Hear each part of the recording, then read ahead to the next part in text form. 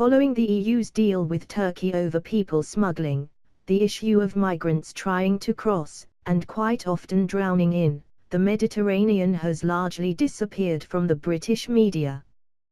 There have been no more images like that of 3-year-old Alan Kurdi, washed up on a Turkish beach after the rubber dinghy in which his family were trying to reach the Greek island of Kos capsized in September 2015. Now, people smugglers and migrants know there is little point trying to make the crossing from Turkey to Greece because they will only be sent back, in return for the EU taking refugees directly from camps in Turkey. The deal has successfully curtailed the activities of criminal gangs operating in the eastern Mediterranean. In the first 6 months of this year, arrivals in Greece had fallen by 93% compared with a year earlier. But the problem hasn't gone away, it has shifted westwards to Italy, where things just go from bad to worse. Last year, a record 181,436 migrants arrived there by sea, nearly all from Libya, and this year there are sure to be more. More than 90,000 have so far been ferried across the Mediterranean from near the Libyan coast to Sicily, 300 miles away, according to the latest figures from the International Organization for Migration, IOM, the UN Migration Agency. Earlier this week, the IOM reported that 2,359 migrants have died trying to cross the Mediterranean already this year, on top of 5,083 deaths last year and 2,777 in 2015. The EU, which has mismanaged the migrant problem from the start, only sealing the Turkey deal after years of inaction, has washed its hands of the latest explosion of migrant trafficking. It has ignored the Italian government's increasingly desperate appeals for help. Italy used to have a pressure valve. Most migrants used the country as a staging post to more prosperous northern European countries. But with France and Austria reneging on the Schengen Agreement by reintroducing border checks, they are stuck in Italy, a country with an unemployment rate of 12% and an economy that is forecast to take another decade just to get back to the size it was in 2007. Worse, the migrant problem is concentrated in the south of Italy, where the economy is weakest and taxpayers most scarce. Many migrants are living in hostels, each at an annual cost of €213,000 to those Italians who do pay tax. Others disappear into the black economy, sleeping rough or living in illegally let and overcrowded ATs. Thanks in part to guilt about their fascist past, Italians are eager not to be racist. Yet they are sick of what they see as an illegal migrant invasion, and of the complicit role of 4 unelected Italian prime ministers since the resignation of the last elected one, Silvio Berlusconi, in 2011. According to a recent opinion poll published in the Rome daily Il Messaggero, 67% of Italians want Italy to close its ports to rescue vessels or deport all migrants ferried to Italy, and 61% want a naval blockade of the Libyan coast. The left lost heavily in Italy's local elections in June as a result of brewing anger at the migrant crisis. Giuseppe Nicolini, the mayor of Lampedusa, who had won a peace prize from UNESCO and been praised by the Pope, finished a humiliating third in her bid for re-election, defeated by a rival from her own Democratic Party. She blamed her defeat on local opposition to a crackdown on illegal building, playing down the bigger issue of migrant arrivals. But Lampedusa, just 7 miles long and 2 miles wide, is 180 miles north of the Libyan coast and has been in the front line of people trafficking, for which Nicolini showed rather too much tolerance. Italian attitudes are hardening, thanks to obvious and growing evidence that very few of the arriving migrants can honestly be called refugees, unless you widen that definition to include anyone who lives in Africa, on the basis that its standards of living and respect for human rights are universally lower than those in Western Europe. The debate about migrant crossings tends to be held in the context of people fleeing from wars in Syria and Libya.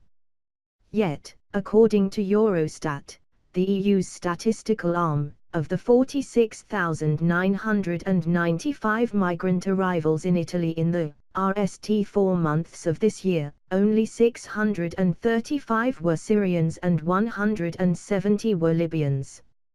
In contrast, 10,000 came from Nigeria, 4,135 from Bangladesh, 3,865 from Gambia, 3,625 from Pakistan and 3,460 from Senegal.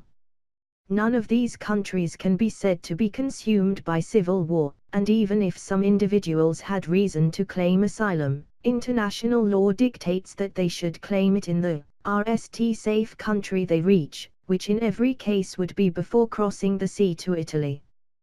What is causing growing Italian anger is the role of charities and non-governmental organizations in the transport of migrants across the Med. The image the charities like to present is that of desperate people putting to sea in any vessel they can lay their hands on because whatever risks they run cannot exceed the dangers of staying in their homelands.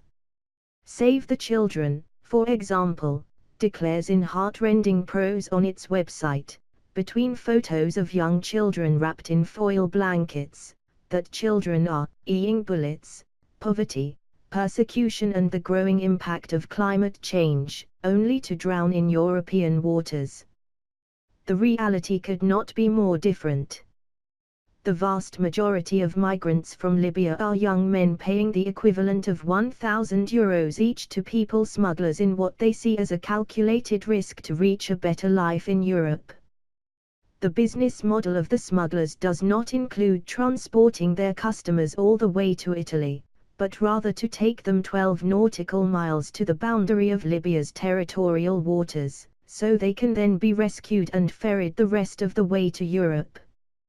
The people smugglers are quite open about what they are doing. What can only be described as a Libya-based migrant travel agency has set up a Facebook page offering tickets to passengers with discounts for group bookings on ferries, i.e., smuggler boats, complete with phone number.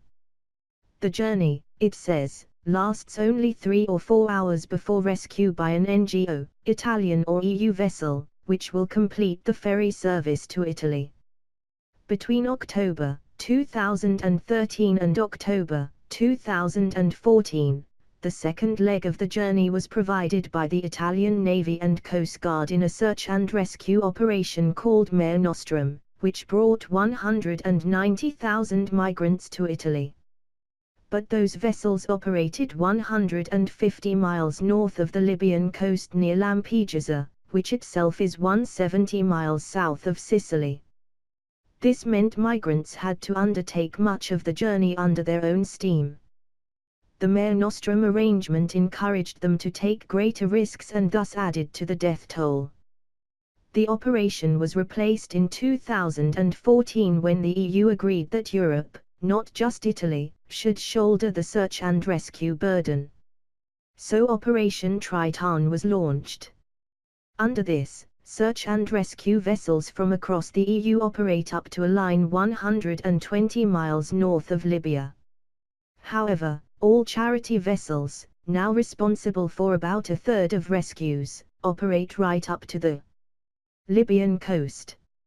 Among them are the Vos Hestia, a 59-meter former offshore tug operated by Save the Children, the 68-meter MV Aquarius, jointly operated by SOS Mediterranee and Médecins Sans Frontières, MSF, and the 40-meter Phoenix, owned by Moaze, a charity founded by an American businessman and his Italian wife.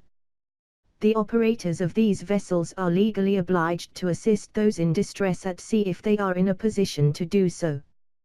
What they are not allowed to do is to operate deliberate and unauthorized search and rescue missions within territorial waters, nor to pick people off a boat which is not in distress on the pretext of rescuing them. Moreover, if they do save people in distress, they are obliged under maritime law to take them to the nearest safe port, which is seldom in Italy. But these boats are entering Libyan territorial waters. A Dutch research institute, GIFRA, was asked for evidence of this. It used marine traffic websites, freely available to the public, which track ships in real time via satellite. It discovered that a dozen NGO vessels entered Libya's waters, often many times. The Vos Hestia, for example, did so on May 5, 16, 2.2 and 23, the Aquarius on May 2, 5, 16 and 23, and as recently as July 9. The Phoenix was tracked there 3 times, most recently on the 10th of July. The NGOs are now under investigation by Sicilian magistrates for possible collusion with people smugglers. Carmelo Zuccaro, the magistrate in charge, told the Turin Daily La Stampa in April, "We have evidence that there are direct contacts between certain NGOs and people traffickers in Libya." He says phone calls have been made from Libya to certain NGOs, lamps have been lit to illuminate the route to these organizations' boats, and some of these vessels have suddenly turned off their locating transponders. At the time, Save the Children said, the Vos Hestia, which operates in international waters and in coordination with the Italian Coast Guard, has never entered Libyan waters. It has since changed its tune. George Graham, the charity's Director of Humanitarian Policy, said Save the Children operates in international waters, moving closer to territorial waters only if instructed by the Italian Coast Guard. On a highly exceptional basis, and if deemed necessary to save lives, Save the Children may enter Libyan waters operating under the coordination of the Italian Coast Guard. We are not a ferry service. We do not communicate with traffickers or people smugglers.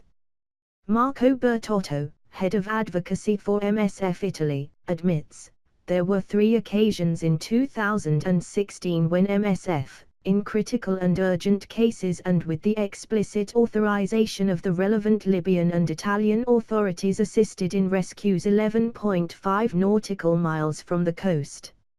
Also in 2017, we have entered on a few occasions in Libyan waters, and with the explicit authorization of relevant authorities.